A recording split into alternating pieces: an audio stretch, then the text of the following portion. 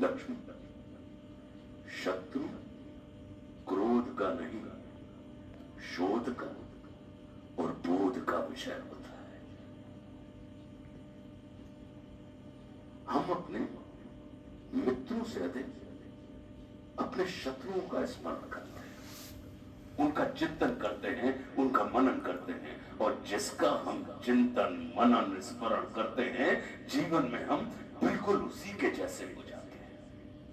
इसलिए मित्रों के चुनाव से अधिक सजगता की आवश्यकता शत्रुओं के चुनाव में होती है। प्रयास करना मन को कुछ महत्वपूर्ण व्यक्ति बनने की अपेक्षा उपयोगी व्यक्ति बनना अधिक कल्याणकारी होता है, क्योंकि जो उपयोगी होता है वह जीवन पर्यंत महत्वपूर्ण बना रहता है। महादेव को प्रसन्न करने के दो मार्ग, या तो हम कामना से पूरित होकर महादेव की उपासना करते हैं, या भावना से भरकर महादेव की उपासना करते हैं। स्मरण रखना, जब हम कामना से पूरित होकर महादेव की उपासना करते हैं, तब महादेव हमें वह देते हैं जो हमें प्रिय होता है। लेकिन जब हम भावना से भरकर महादेव की उपासना करते हैं, तब महादेव हमें वह देते हैं जो महादेव को प्रिय होता है।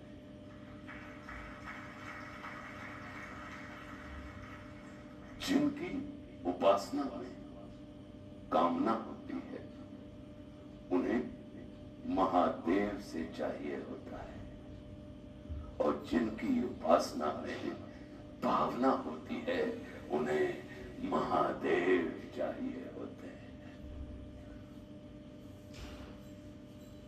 ऐरावत हाथी पर सवार देवराज इंद्र को नंदी पर सवार महादेव के सम्मुख मस्तक झुकाना पड़ता है। स्मरण रखना, प्रतिष्ठा और पूजा पद और आसन की नहीं, व्यक्ति में निहित गुणों की होती है।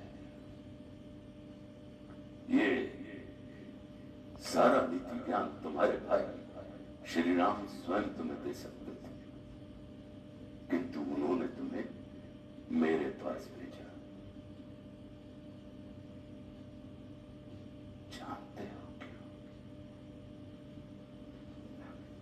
लक्ष्मण, मेरी संस्कृति असुर की है, किंतु मैं प्रकृति से एक तपस्वी, साधक, आचार्य हूं, और किसी भी व्यक्ति को अपने जीवन के अंतिम क्षणों में अपनी संस्कृति के अनुसार नहीं, अपनी प्रकृति के अनुकूल कर्म करने चाहिए, तब उसे मृत्यु नहीं मुक्ति प्राप्त होती है। और राम रावण को मारना नहीं, तारना चाहते हैं।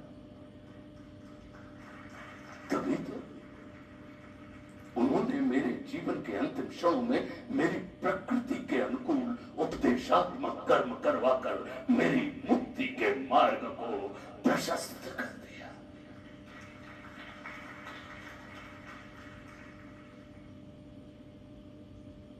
हम सभी एक बड़ी व्यवस्था के बहुत छोटे अंग हैं।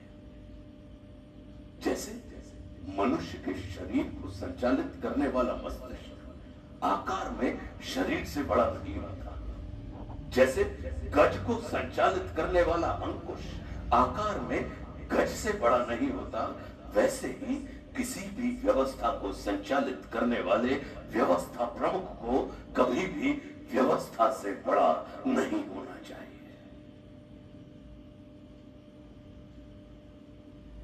अपने नाम लक्ष्मण का अर्थ जानते हैं? लक्ष्य की ओर सदैव उन्मुख रहने वाले मन को लक्ष्मण कहते हैं। तुम्हारा लक्ष्य तुम्हारे बड़े भाई श्री राम है। सदैव उनके अनुगामी रहना, और मात्र उनके चरणों को ही नहीं, उनके आचरण को भी अपने जीवन में उतारने का प्रयास करना। और स्मरण रखना, मार्ग कभी एक नहीं लक्ष्य